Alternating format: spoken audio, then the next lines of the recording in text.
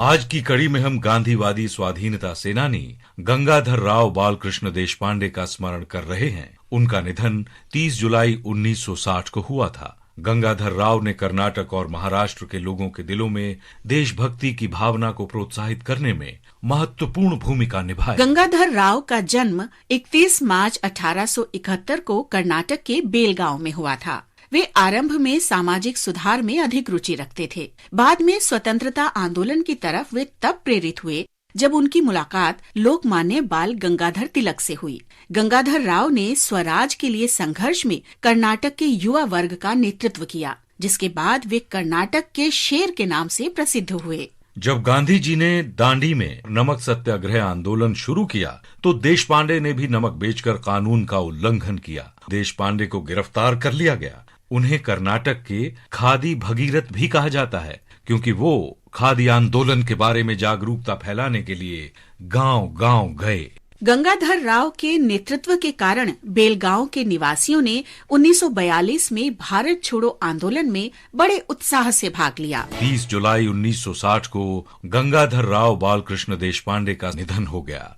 इस महान राष्ट्रवादी नेता को हमारा शत शत नमन। हम आज मुत्तुलक्ष्मी रेड्डी को भी याद कर रहे हैं। उनका जन्म 30 जुलाई 1886 को पुदुकोट्टई रियासत में हुआ था, जिसे अब तमिलनाडु कहा जाता है। बहुमुखी व्यक्तित्व की धनी मुत्तुलक्ष्मी रेड्डी कई मामलों में आगे रहीं। वे देश की पहली महिला डॉक्टरों में शामिल थीं।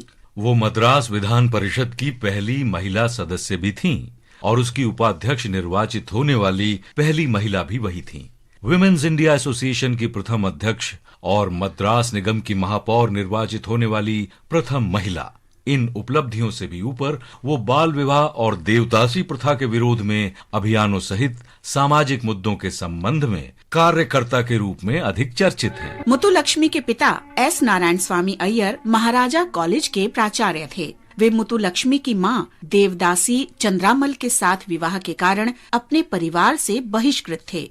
मुत्तुलक्ष्मी को अपने ननिहाल से विशेष लगाव था और ननिहाल से इसी निकटता ने उन्हें देवदासी समुदाय और उसकी समस्याओं का बोध कराया।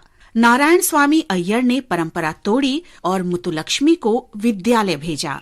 जब मुत्तुलक्ष्मी ने मैट्रिक परीक्षा उत्तीर्ण की तो उन्होंने महाराजा कॉलेज में प्रवेश के लिए आवेदन किया, लेकिन उनके आवेदन का विरोध किया गया क्योंकि अधिकारियों के मुताबिक इससे कॉलेज का माहौल खराब हो जाता। लेकिन पुदुकोट्टई के महाराजा ने उन आपत्तियों को अस्वीकार कर दिया और मुत्तुलक्ष्मी को कॉलेज में प्रवेश दे दिया। उन्होंने मुत्तुलक्ष्मी को छात्रवृत्ति भी दी।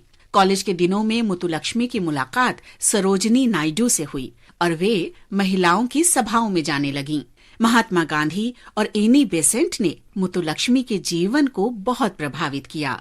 सन 1930 में मुत्तुलक्ष्मी रेड्डी ने मद्रास विधान परिषद में विधेयक प्रस्तुत किया।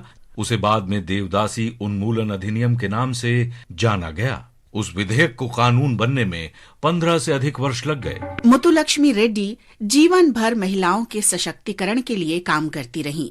22 जुलाई 1968 को उनका निधन हो गया। भारत की इस महान बेटी को शत शत नमन।